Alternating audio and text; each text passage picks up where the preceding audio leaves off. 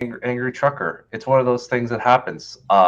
It was the other day when Rob and I were, you know, talking about the new vandal that ruined the property. John, did Oh, you yeah. know that the next vandalization happened on our property? So we were walking by, and the lyrics popped up, and again, a cryptic message. I think they're lyrics, but I think it went, if I told you something I did before, told you how I used to be, would someone go along with someone like me? If I knew my story word for word, had all of my history, would you go along with someone like me? I don't know what that means. It is a weird thing that Vanis, I think, is just leaving drops on the thing. So I'll leave to the people on the fine internet to let me know what's going on. Put in the chat to let us know. Do you know what that means? And why is Vanis continually be ruining my property? I don't know. It's art. It's art, Steve. It's the hot days of summer. Venice is obviously talking gobbledygook. That's true. Well, thank you all for joining us today. That's our Vanis update, as everyone wants to know, to the Hero World Quarantine podcast. I am one of your hosts, Dupay. With me is, surprisingly, both the owners and proprietors of Heroes World, back from his secondment, I guess, in a galaxy far, far away. Say hello to the world, Andre. Hey, what's up, world? How you been? And the guy who's always been here because he's living on Tatooine and there's nowhere else to go. That'd be say John. Hello to everyone. Always John. go to that set. That set's built. It's done. That's where I am. What's up, folks? John is the universe. It's just like Earth. Earth is the center of the universe, just like Tatooine. So it's just the way it is. And finally, our resident mischief himself, Mr. Rob Cadet. Say hello. Hello, everybody. Andre, it's good to see you. Yeah, Rob, and I gotta say, your crib behind you is growing. It's looking super cool. I see the Voltron Lego. I see a new display case. I'm loving it, man. I'm loving it. Man. Thanks. But those boxes shouldn't be back there. These ones I can't, whatever. These ones here, we just had like somebody come by, and we actually had to hire somebody. Guys, this is really embarrassing.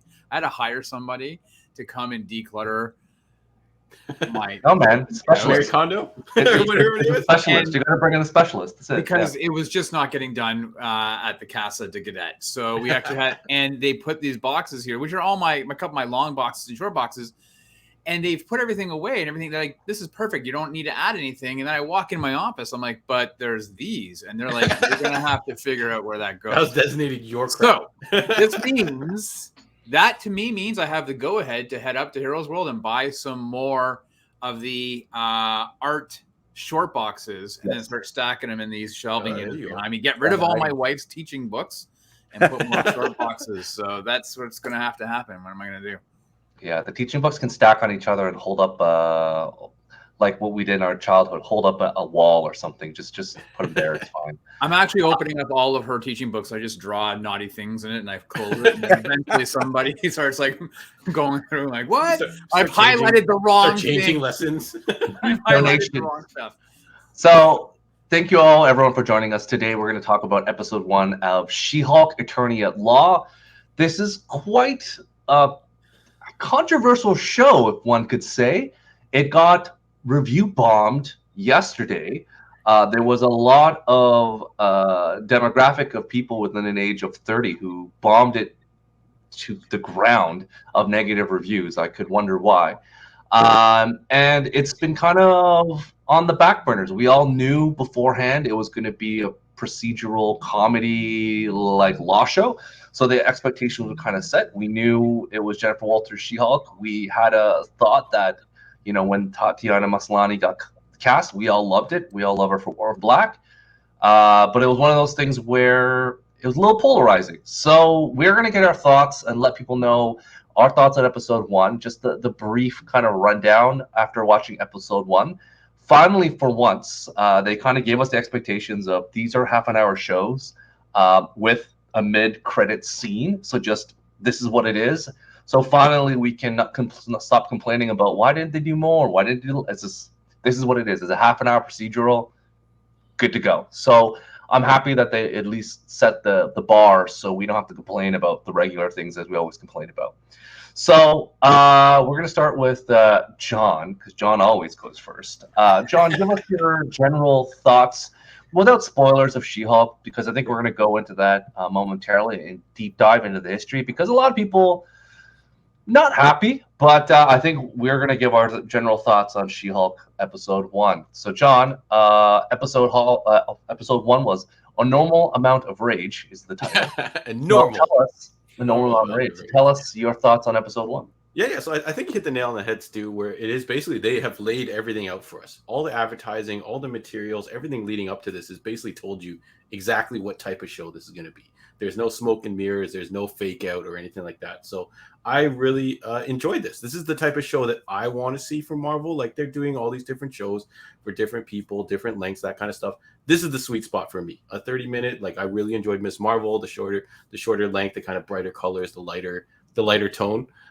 So She-Hulk is really going to hit that with the jokes and everything like that. So they're finally kind of having a character that belongs in this extremely jokey space. We might get to talking about the movies and all that kind of stuff, how every single hero is a comedian, but this is She-Hulk. I feel like this is very definitive She-Hulk.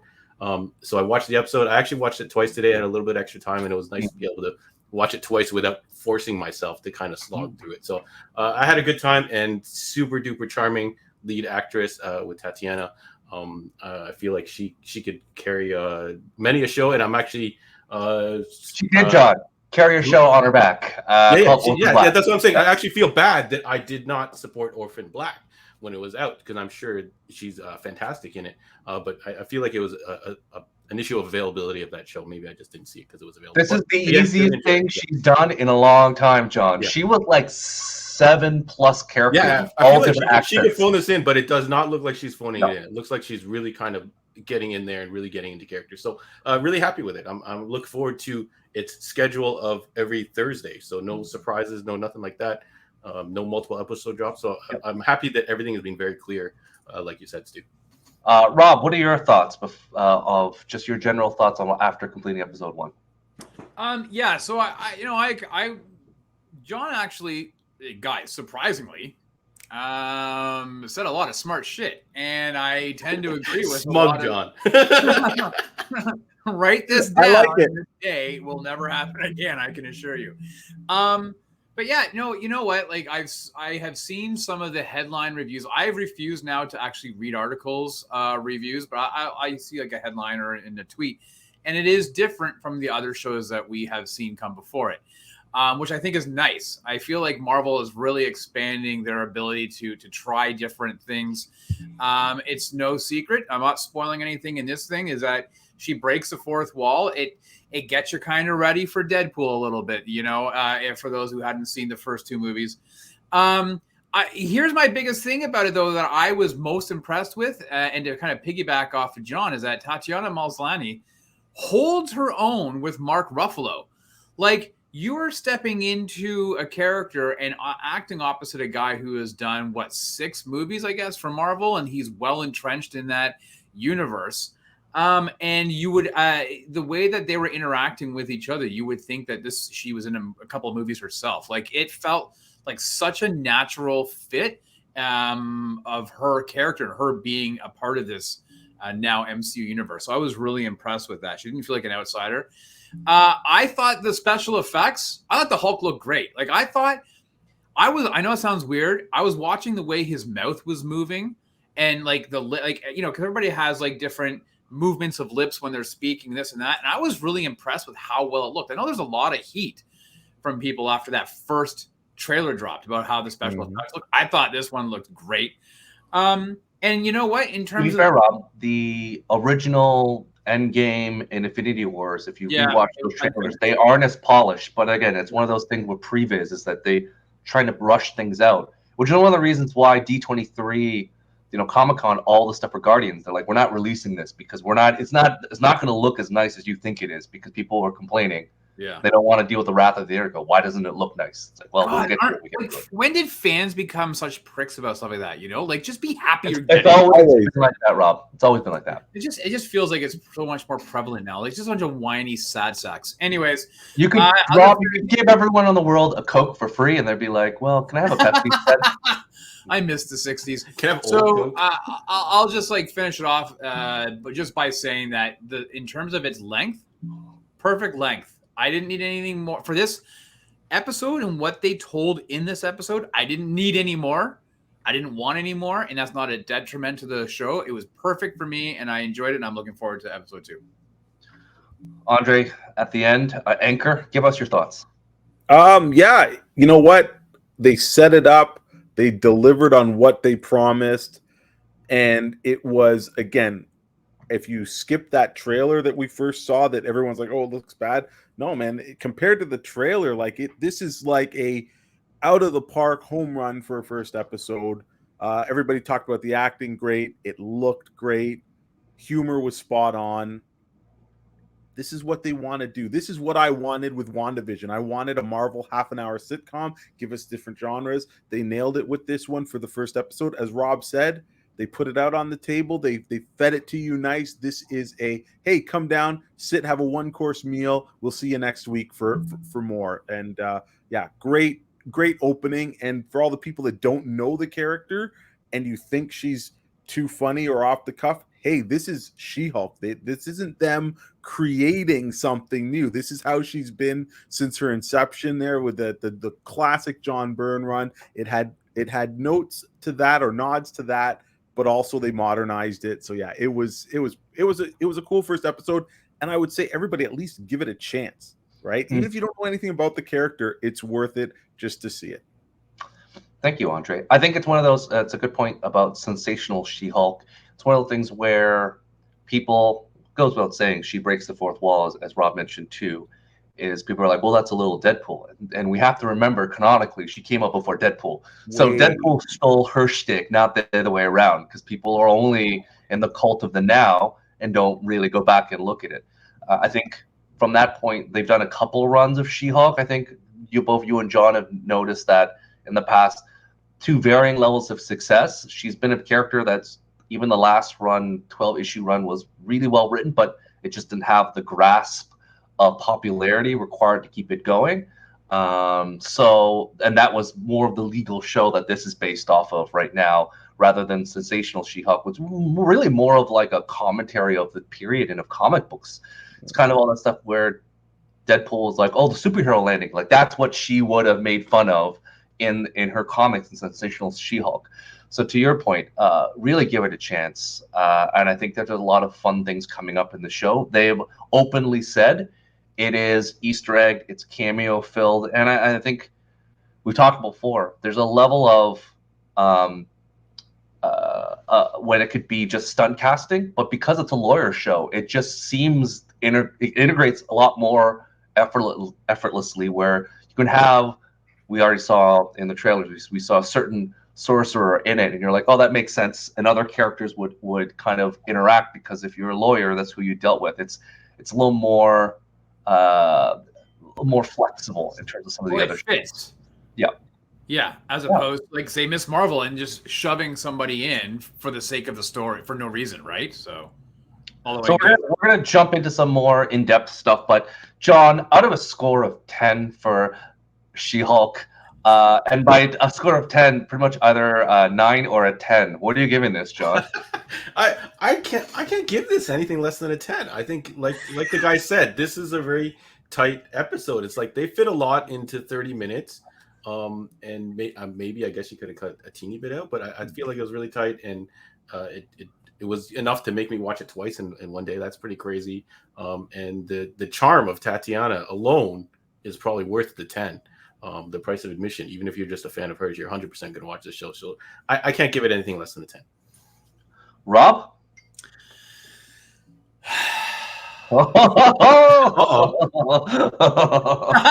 The big sigh.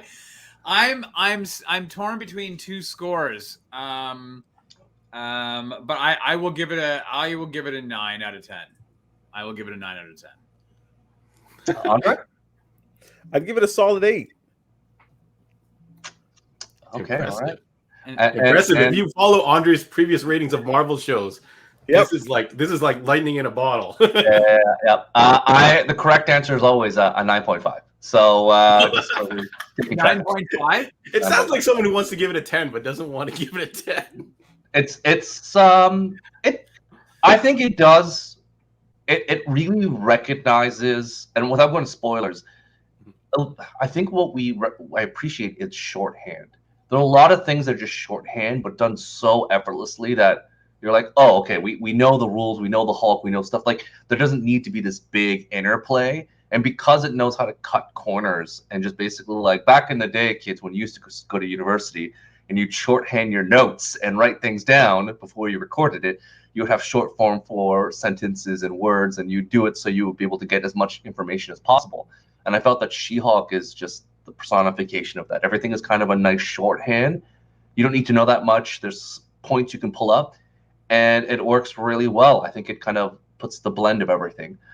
So we are going to, on that note, of course, watch it. If you have already watched it, join us on the journey as we go into more detail about the show. If you haven't, pause, come back. We'll still be here. So John, pull up the spoiler tag, and we're going to do the spoiler stuff. There we go. For the people watching on YouTube and the people listening at home, you've been warned. So spoilers. John, let's do your bits, your gimmick. So give us your list of things. Like I said, like the show is fantastic fun. Most of all, it's got that perfect kind of blend of comedy and charm.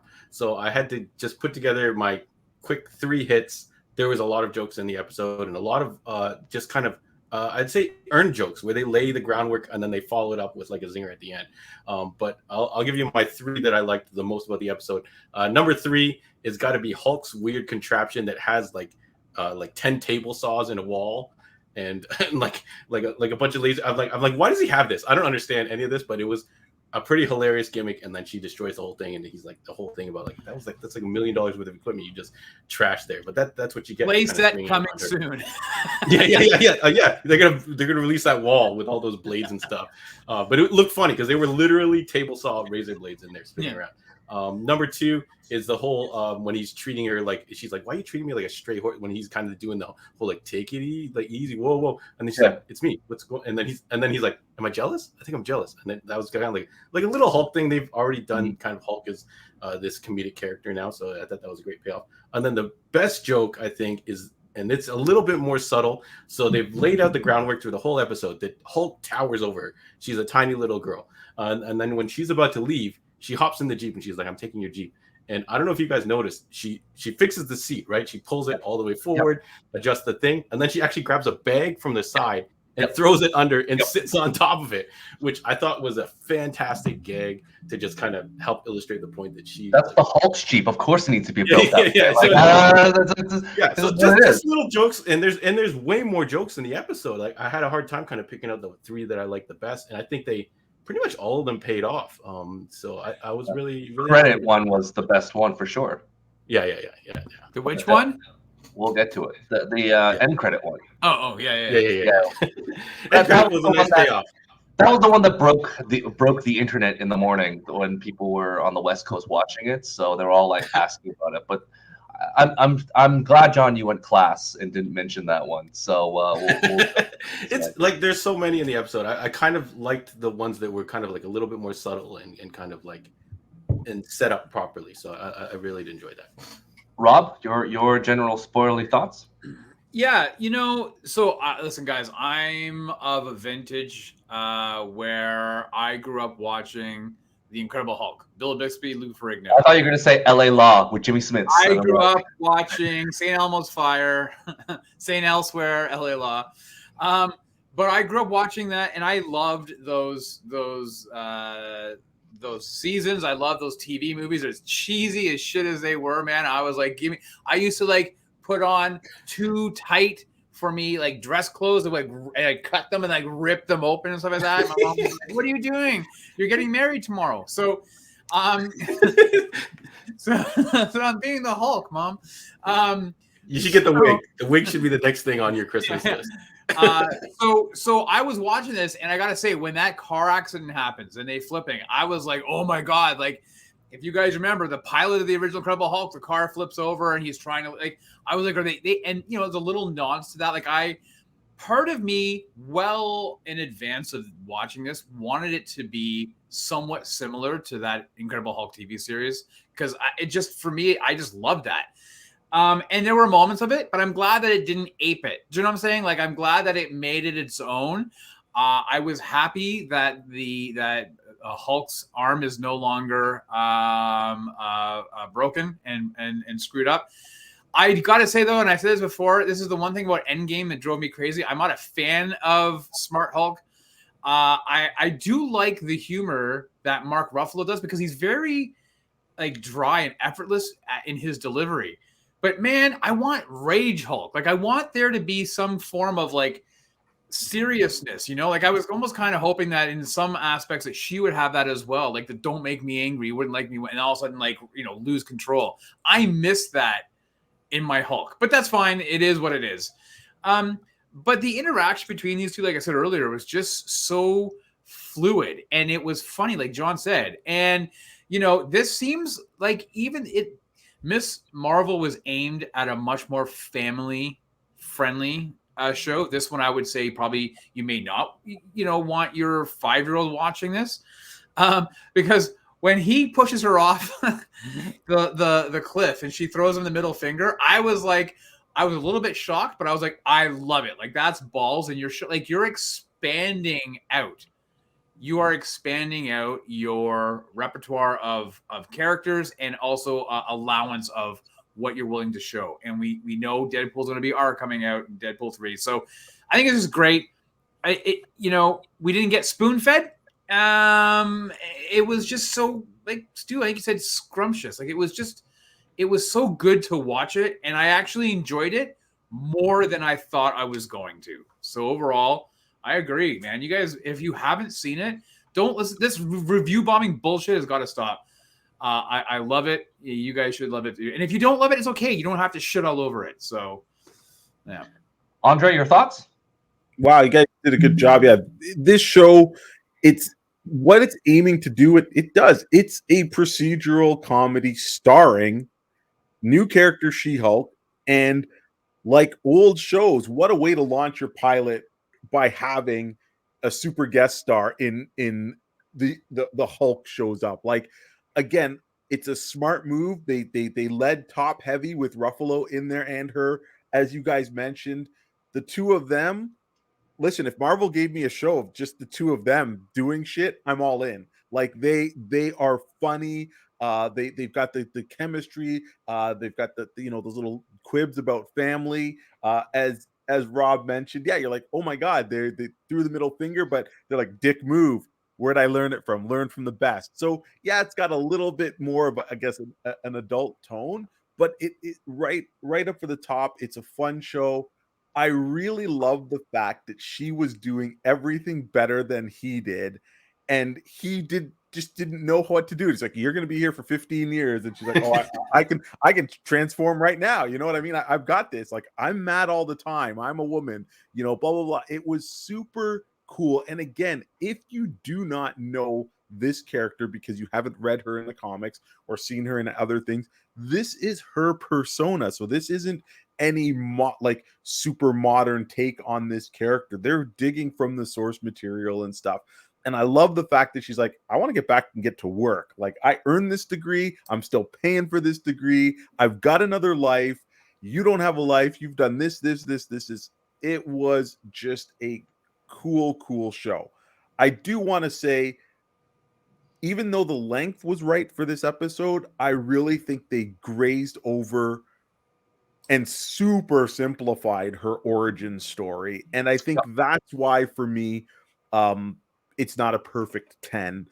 You know, I still think an 8 is scoring it high, but yeah, just they kind of diminished her transformation or her origin story, because originally she's suffering from an ailment and Bruce is the only blood type, as they are cousins, and he doesn't want to do it because there's the potential for this transformation to happen. And in this, they boil it down to, oh, a drop of your blood got into this arm cut. I'm like, wow, that's super fast and stuff. But it did lead to some of those comedic moments where, again, your blood's perfect. It cured my arm. Now I'm going to destroy it and stuff like that. So I can see why they kind of did it for TV, but I just wish they had maybe sunk a little bit in. Like, I thought, as Robin mentioned, they're like, oh, this is cool. This is like the Hulk TV show. I'm like, maybe he's got to Hulk out and save her and give her the blood transfusion on the spot because that cut got so deep. And I'm like, oh well, you know, they just hop, skip, jump on. Yeah. But mind you, her origin story isn't as important as the backstory of her being a lawyer and her being a character that is, like he said, there's nobody else driving you. There's no back persona, and she's always wanted to have and keep her career in the comics. And on that note, I gotta say, the Disney Plus banner where it's just like her legs and the briefcase, I swear, John, I think that's right from one of the covers. I think it was a Mike Mayhew cover. I think it's like so close. And man, I love when they do those things because it shows that somewhere at some time they are actually paying attention to the comics and the source material. So it gives me that glimmer of hope that they're respecting all the creators before who did that. I think the issue is it's compensation, Andre. Like if you do it, you got to pay these people. So let's be forthright to say, if you're going to lift it, just like with Hawkeye and the stylistic nature of what happened, give them credit. Artists, give them the credit. It's not about now just like, oh, we're going to give you some Disney bucks as compensation.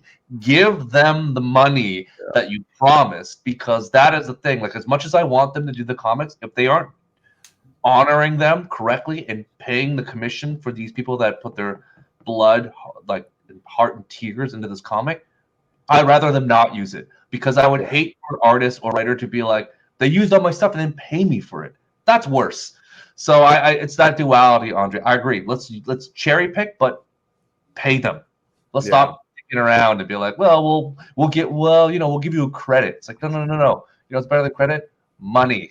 Give them the money. So that's my rant on that. No, that was nicely put, Andre. I think one of the things about the show is that even the law firm of Goodman, Lieber, Kurtzman, and Holloway is like such a nice nod to all the three, editors, writers, like true Marvel like people. Because as we know, Kurtzberg is the original name for Kirby, but they just that's what it is. He had to change it because of various reasons, just like Stan Lee did. But again, I like the nod and the little things about the show. I was listening to an article, listening to a podcast with Jessica Gao, who is a showrunner. She has done a lot of stuff. She, like Andre Me Love, came from animation first, then pivoted into here. She wrote probably one of the most important episodes, Rick and Morty, and won an Emmy for it. And I think John and Andre's made a small fortune off of selling Pickle Rick merchandise from the store. But she was Pickle Rick. She was the executive story writer, and one of the people got credit for. Then she won an Emmy for Pickle Rick. But she kind of mentioned in the show that she was always, in the writers' room, they were always talking about let's make this sex positive. So that's the one thing. Let's make this, she joked that horny forward. Like, we want to make this her a real person with real ambition, real things. And that the stigma of being a showrunner on the show, how difficult of being a woman and talking about the show. Because if you say one thing wrong, one missed up one word, the internet is not going to yell at you. But like, even if any showrunner for a Marvel show, they'll be like, oh, they said this, and then pick you apart. So she was mentioning the difficulty there. I think that's a true statement. Any of these people doing press, if they say the wrong thing, like, we're just like, oh, what does this mean? What does that mean? So, but I think she also mentioned the plus of the fact that when you do a Marvel show, you'll never have as many eyes on a property. Like, when you people watch it. But when a Marvel show comes out, at least for episode 1, you're going to get millions of views. So hopefully, people continue to watch it, because I think it's worth it. Last thing too, for those who are spoiled, we did see Daredevil in the trailer. There was she did mention in that interview, and I'll get your thoughts on it, John, that Kevin Feige just like, hey, by the way, we have you can use Daredevil. It wasn't in the show. It was like they didn't even think. They were talking about it, like all the characters they could add. They didn't even think that Daredevil was on the table. They had all the show done, and they're like, Kevin Feige's like, by the way, if you want, you can use Daredevil. And then in the same breath, he's like, oh yeah, and you can use Charlie.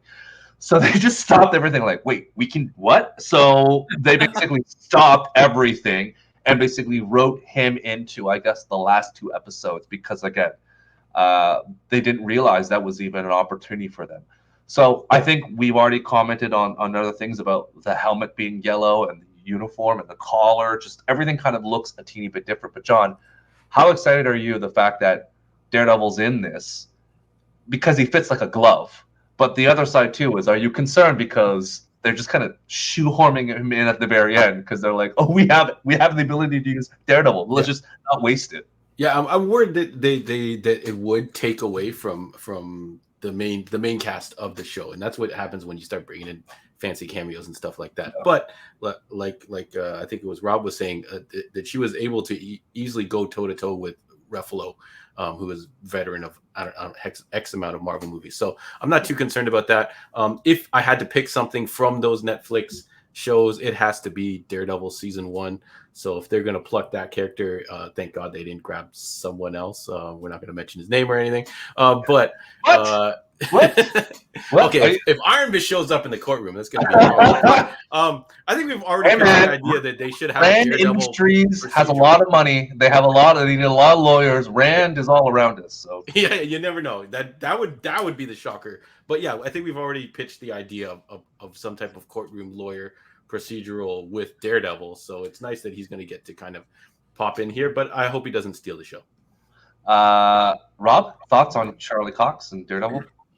Yeah, well, so I'm happy he's back. We talked about this before. I think that, you know, the one thing that Jeff Loeb and the people over at Marvel Netflix did is they cast some really cool actors in a lot of those roles. And as you know, Charlie Cox as Daredevil and Vincent D'Onofrio as the Kingpin. We've seen all the leaks online. He's currently filming Echo, and we know it's all going to be there. We know Daredevil's back for, what is it, 19 episodes or something? Like it's something.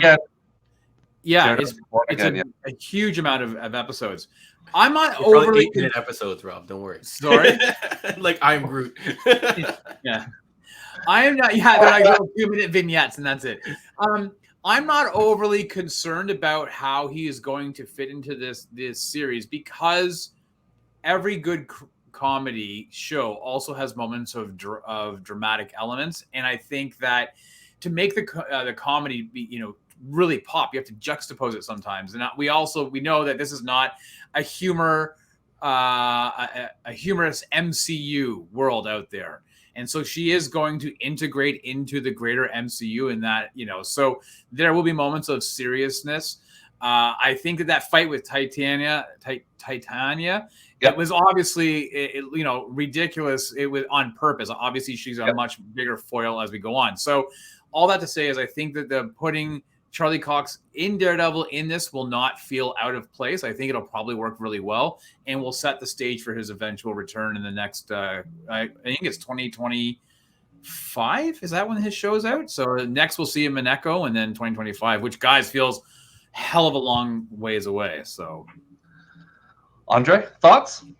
Yeah, I'm hoping that they just use Daredevil's alter ego. I just want to see Matt Murdock in the courtroom. I don't think they need to put Daredevil in because, as you guys mentioned, Daredevil and his Netflix show was a more serious show, and this is already hitting on those very comedic beats. I hope they're as smart as Rob's giving them credit. So you got to have some serious moments, but I don't think in a 6-episode, half-an-hour show they're going to be able to get to have something. It's 9. Oh, they've upped it. Okay, so 9 episodes. That one extra episode, Andre. Did not. Yeah, one extra episode. Yeah. There, you know, I just hope they don't try and like just shoehorn something that doesn't fit in. However, I think you get Matt Murdock in a courtroom with her. I think then they can do the jokes and play off each other, and I think that would be really, really smart. Or again, they could really flip the script and be like, oh, what if she has to defend somebody else from that Netflix universe? You know, that would be kind of cool. But you know, in a way, we got to give Marvel credit. You know, this is a character that not many people have heard of. It's a character that people are going to instantly question. If you don't know comics, you've probably never heard of She-Hulk. So instead of them just taking this, I don't want to say unknown character, but just again how do you get eyes on this? You have these cameos. And again, we started with Mark Ruffalo. We're going to have Matt Murdock. Who else is going to show up? So that could just be what they want to get people on. If you know the show, you know you should be watching it for Tatiana. I think she's a better actress than Ruffalo and Charlie Cox combined. She's phenomenal. Just because she hasn't been on the big screen doesn't mean she can't act. And I'd like that. Once you get into this, you should be watching it for her. But in order to get people to that dinner table, sit down and eat that meal, you bring out other appetizers that people already know. And I think that's what they're doing. So I'm giving props to Marvel. I don't do it often, but I think it's a smart move.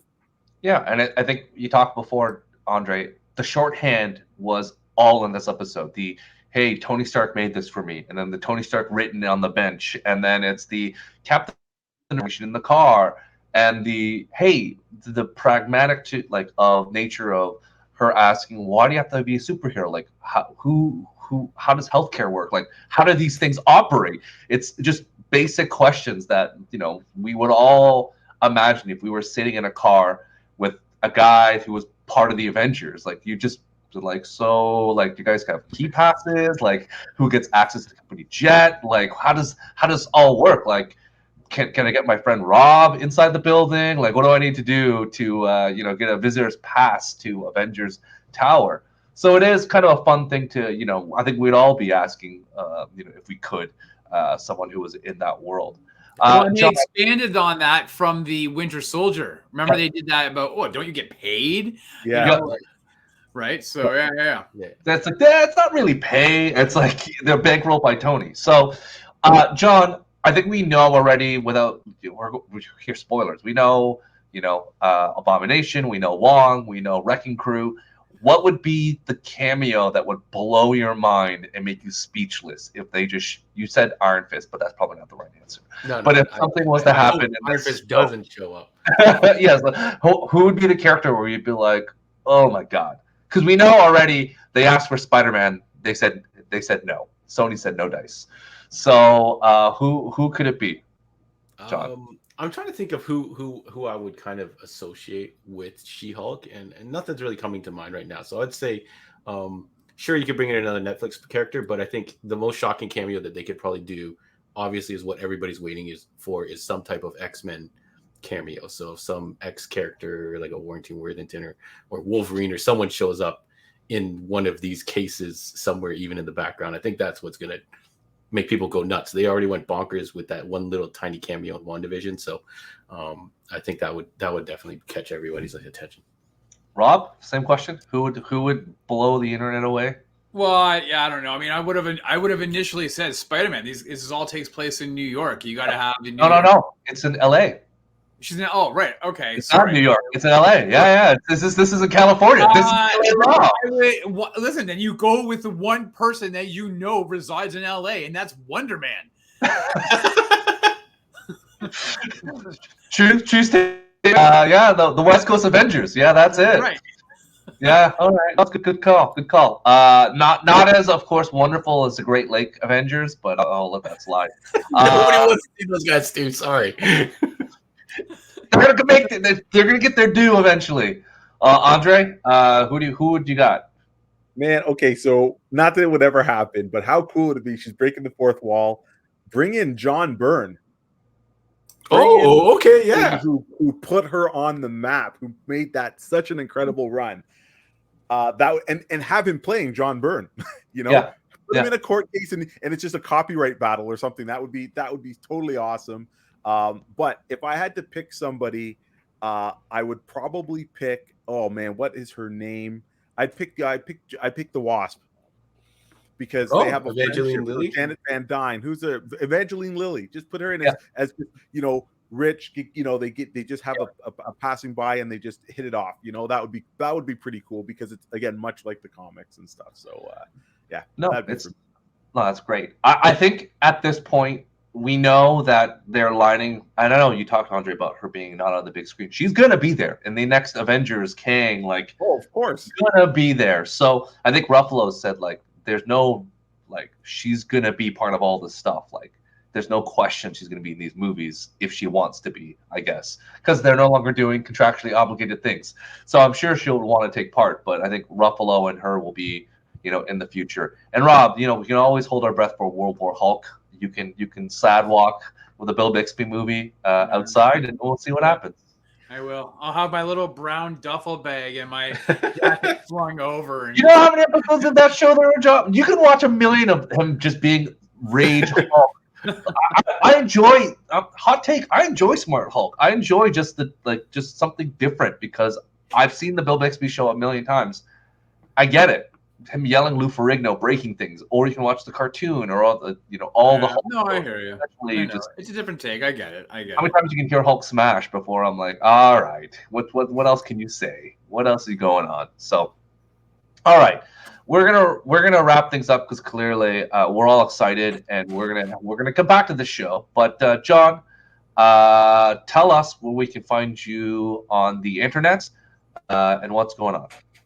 So you can find us if you're not following us on Instagram, Facebook. All the latest updates get posted there. So if you are looking for the latest She-Hulk comic book series that is going on right now, as well as this lovely She-Hulk action figure that is going to be coming out eventually. I'm not going to say the exact date because they're never accurate. You can follow us at Heroes World online, Facebook, Instagram, all the updates there. Follow, share. We love it when people pick up stuff from us or have a fun experience and share it on there. It really makes our day. So thank you everybody for always doing that. And if you're listening on the audio, Heroes World podcast on iTunes. My choice of listening platform is Spotify, but it is also on all major podcast platforms. Do us a solid. Do us a 5-star review.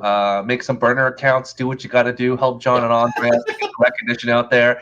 Anything you can do is helpful. Just get the fact that people know the store exists. We've talked about this many times. I'm surprised. Many people are surprised that there's a comic book store.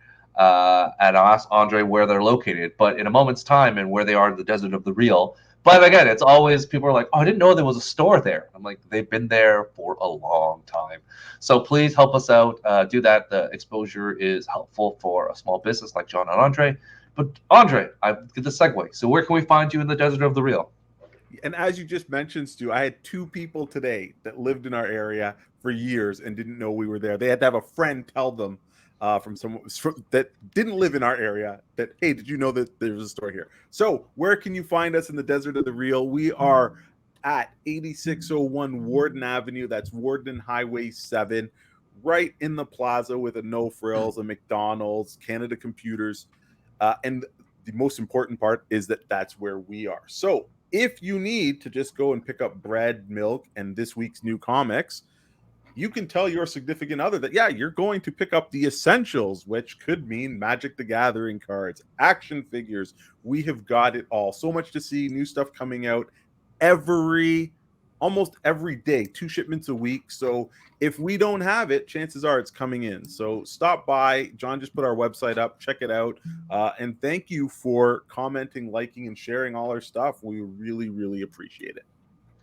Rob, what is happening on the Sidekick show this week? Well, everybody can find John and I on the Sidekick Show every Monday night, 8:15 p.m. live on YouTube, Facebook, and Twitch. Except for this Monday, we're actually taking this Monday off. So I would suggest, listen, last week we did a review of Predator 2. And if you haven't had an opportunity to check out that review, you can go back and watch John and I revisit that. But if you already have, you're like, what other 90s action movies could I potentially watch? Good thing for you, back in February, we did a 90s action movie bracket, so you can definitely go check out one of those episodes and let us know what your thoughts are on great action 90s action movies. We will be back on Monday the 29th, where, John, what is the movie we're reviewing again? We on the day shift, baby. The Day Shift, the new Jamie Foxx vampire hunting movie that is currently on Netflix. So if you haven't had an opportunity to watch it, you're going to go you have an extra week, and then you can review that, watch it, and watch us review it and talk about it on the 29th. But that's every Monday night, 8:15 p.m., YouTube, Facebook, and Twitch. Another straight to Netflix film for a reason. Thank you. Hey now. Coming up next, Ripped 2. Wow. Yeah, I that Day Shift movie. All right. Well, thank you for joining us today. Be safe out there. Have a good one. We will see you soon. Bye, everyone.